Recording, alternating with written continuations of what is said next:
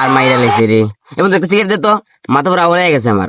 বন্ধু বন্ধু ধরা ধরা নে বন্ধু নে নে। সে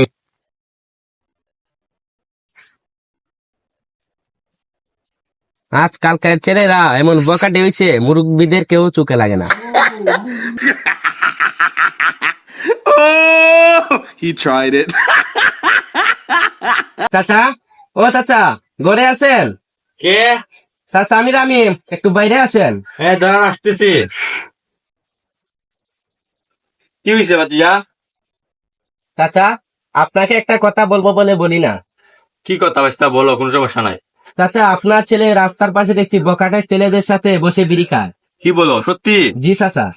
আচ্ছা দাঁড়া, আমি বিষয়টা দেখতেছি বাবা, তুমি যাও। আচ্ছা চাচা, যাই। আচ্ছা ঠিক আছে।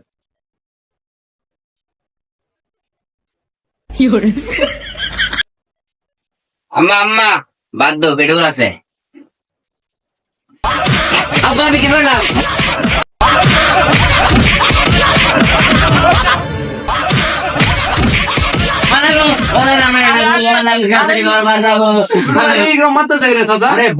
কিছু মানে না, সামনে মোর বিকাল নিয়েছি একটা।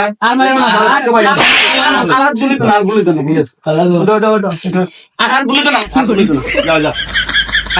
ও বাবা, বাবা গো, ওরা কি আমায় মার্ডার করতে চেয়েছিল? আরে তবে আর বলছি কি?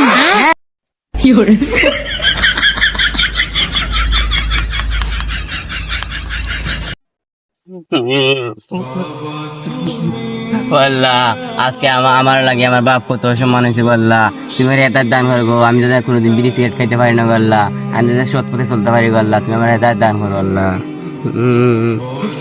মাই গো, দেখ দেখ বন্ধু, ছেলেটা খুব খারাপ, যে জানে বেশি সিগারেট খায়। আমার আর এই সময় যে ভালো হইতে দিল না।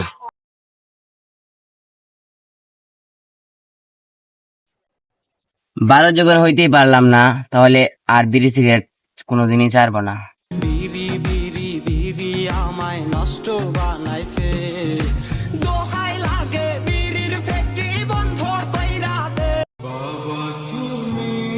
আমার কারণে আর আমি আবার বাবাকে কষ্ট দিতে পারবো না। যে যাই বলুক, আমি বিড়ি সিগারেট ছাড়িয়ে দেবো। আজ থেকে আমি সৎ পথে চলবো।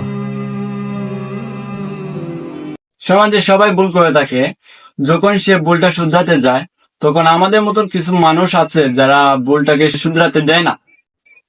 সো আমরা এদিকে খেয়াল রাখবো যেন আমাদের কারণে একটা মানুষ অন্যায়ের দিকে ছুটে না যায়। যারা যারা